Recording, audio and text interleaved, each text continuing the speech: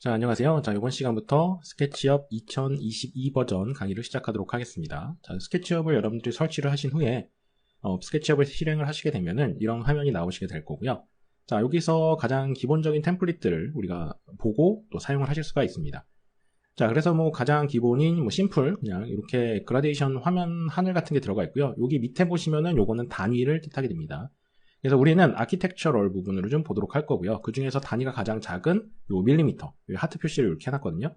다른 거에 하트 표시를 하시면 이렇게 앞으로 이런 식으로 체크를 하면서 앞으로 이동을 하게 됩니다. 아키텍처럴 밀리미터를 하트 표시해놓고, 자, 그리고 아키텍처럴을 선택을 하시게 되면은 이렇게 화면이 바뀌게 될 겁니다. 자, 요게 스케치업의 기본 화면이 되겠습니다. 자, 지금 보면은 위쪽에 스케치업 프로 2020이라고 써있고, 제목은 아직 안 정했기 때문에 없고요. 그 다음에 파일부터 에디트 쭉 해서 헬프까지 메뉴들이 이렇게 나와 있습니다. 그래서 원하시는 곳, 그렇게 복잡하지 않아요. 그래서 원하시는 곳에 들어가서 사용하면 되는 거고요. 자, 우리도 요거를 나중에 적극적으로 사용을 해보도록 할 겁니다. 그리고 이 위쪽에 이런 식으로 도구들, 자주 사용하는 도구들이 이렇게 나와져 있습니다. 그래서 이런 부분들도 우리가 또 수정을 해서 사용을 하게 될 겁니다. 자, 그리고 오른쪽에 디폴트 트레이라고 해가지고 기본적으로 많이 쓰는 엔티티 인포라든가 매테리얼 컴포넌트 스타일 이런 것들이 나와 있고요.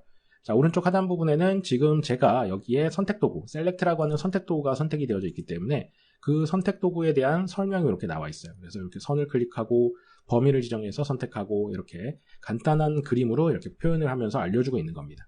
그래서 이거 보고 싶으신 분들은 보시면 되고요. 아니면 여기 X 버튼 눌러서 클로즈를 해서 닫아주시면 됩니다. 화면은 이런 식으로 사용을 하도록 할 거고요. 자, 여기는 이제 3차원 공간이 되겠습니다. 그래서 이렇게 굉장히 드넓은 3차원의 공간이 나와 있는 거고요. 자, 3차원 공간에는 우리가 어떤 지점을 정확하게 명칭하기가 어렵습니다. 그렇죠? 우리 현실 세계도 3차원이지만 그 어떤 특정 공간, 내 앞에 내가 이렇게 손을 뻗어서 잡을 수 있는 그 공간의 위치를 솔직히 정의하기가 힘들죠.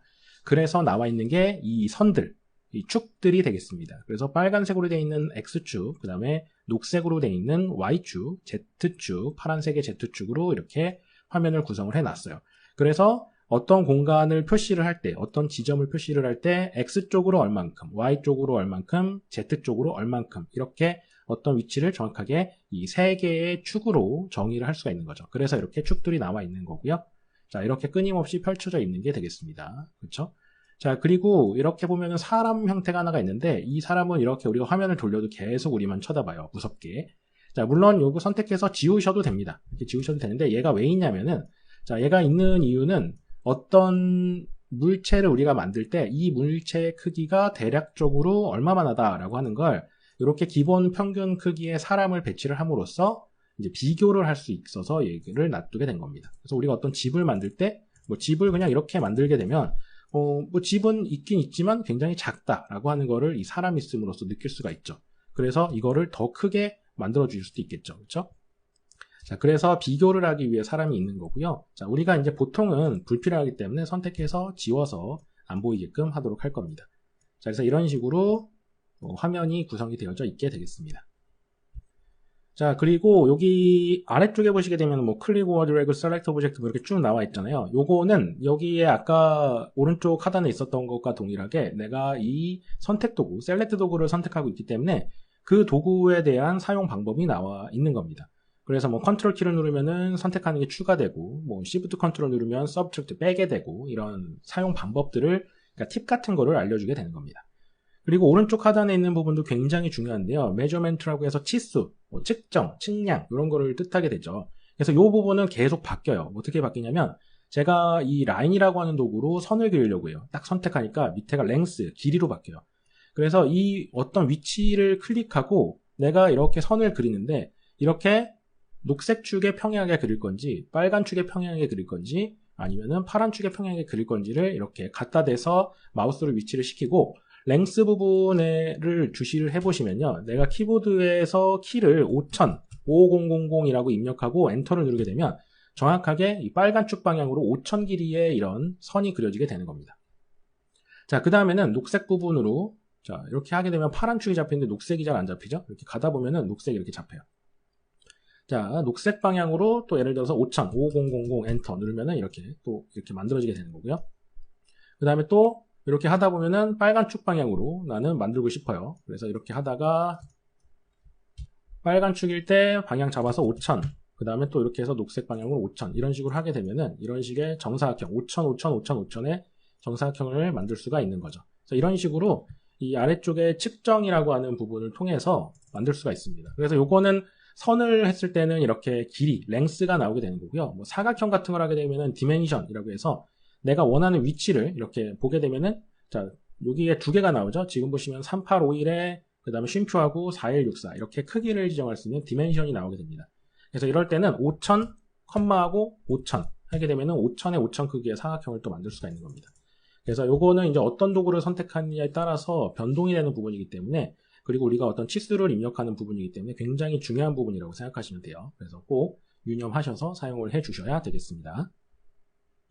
자, 그리고 이제 이 스케치업을 사용하실 때 보통 영문 버전으로 많이 사용을 하게 되는데요. 한글 버전이 더 어렵더라고요. 이제 한글로 설치가 돼서 영문으로 바꾸고 싶어 하시는 분들이 많아요.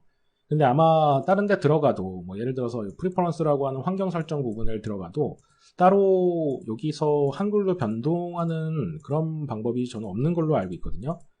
자, 그러면은 어떻게 들어가냐면 여기에 C 드라이브에 여기에 있는 주소로 들어가시면 됩니다. 여러분들이 내 컴퓨터를 열으셔서 C 드라이브 프로그램 파일의 스케치업의 스케치업 2022의 리소스라고 하는 요 폴더로 들어가시면은 여기에 ENUS라고 되어 있는 게 영문을 뜻하는 거고요.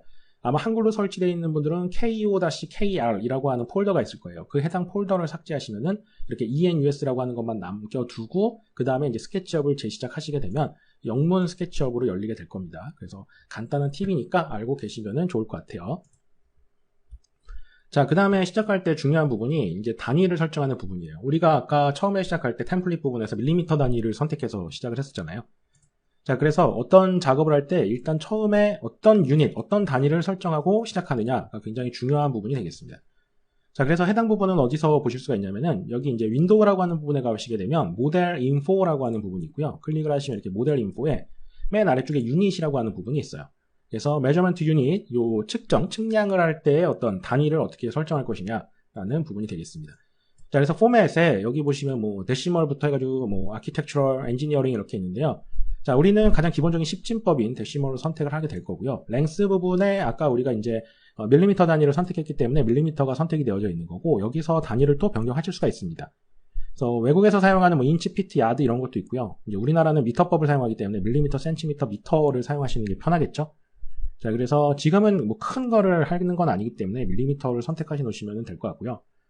자, 그 다음에 오른쪽에 디스플레이 프레션이라고 하는 거는 소수점을 어떻게 표현을 할 것이냐를 하는 부분이 되겠습니다. 소수점 첫째 자리, 둘째 자리, 셋째 자리. 그래서 이렇게 굉장히 자세하게 표현을 할 수 있는 단위까지 표시를 해 놓을 수가 있는 거고요. 자, 우리는 그냥 밀리미터는 0mm까지만 소수점 표현 안 하게끔 할 거고요. 자, 그 다음에 에어리어라고 하는 거는 넓이 같은 것들을 뜻하게 돼요. 그래서 넓이는 뭐 미터, 제곱미터, 뭐 제곱 밀리미터, 제곱 센티미터 이렇게 있고요. 그것도 마찬가지로 소수점 몇째 자리. 볼륨 뭐 세제곱미터 있는 거 보니까 이거는 부피 같은 것들을 뜻하게 되는 거죠. 그래서 그거에 대한 소수점 또 표시를 어떻게 할 것인지를 나타내주는 부분이 되겠습니다. 자, 그리고 여기 보시면 Enable Length Snapping. 스냅핑이라고 하는 거는 이렇게 우리가 어떤 모델링을 할 때, 선을 그릴 때 딱딱딱 달라붙는 자, 그런 것들을 뜻하게 되는데요. 그 달라붙는 그 스냅핑 단위를 어떻게 할 거냐 여기다가 입력을 해주실 수가 있을 겁니다. 그래서 1mm 단위로 달라붙게 하겠다라고 하는 걸 설정할 수가 있는 거고 자, 유니포맷을 보여지게 하는 거 뭐 설정하는 거고요. 자, 위쪽이 이제 주로 뭐 길이나 이런 것들을 설정하는 부분이라면 아래쪽 앵글 유닛은 이 각도에 대한 부분이 되겠습니다. 그래서 앵글 부분에 자, 디그리스라고 되어져 있는 부분은 요게 뭐 이런 부분이죠. 이 소수점의 0.00인데 이 각도는 소수점을 어떻게 표현할 것인가. 자, 요거를 표현하는 부분이고 자, 각도도 이렇게 딱딱 달라붙는 부분에 대해서 체크를 해서 사용을 하겠다라고 하는 거고 그 스냅을 몇 도 단위로 할 거냐 1도, 5도, 10도, 15도 이렇게 해서 보통 이제 15도로 기본적으로 해놓습니다. 그래서 이렇게 설정을 해놓고 사용을 하게 되는 거죠. 그래서 이런 식으로 모델인포의 유닛 부분을 우리가 이제 서로 맞춰서 설정을 하고 그 다음에 작업을 하시면은 되겠습니다. 저는 1mm로 그렸는데 다른 사람은 1cm, 1m로 그리게 되면 그건 전혀 다른 크기의 모델이 되는 거니까요. 자, 굉장히 이런 처음에 시작할 때 유닛을 설정하는 부분이 중요하다라고 설명을 드릴 수가 있겠어요. 자, 그 다음에는 이제 화면을 다루는 방법에 대해서 설명을 좀 드리도록 하겠습니다. 자, 여기에 보시게 되면은 오빗이라고 하는 게 있고 펜 그리고 줌이라고 하는 게 있습니다. 이제 이 화면에다가 어떤 형태를 이렇게 만들었어요. 그래서 이제 이 형태를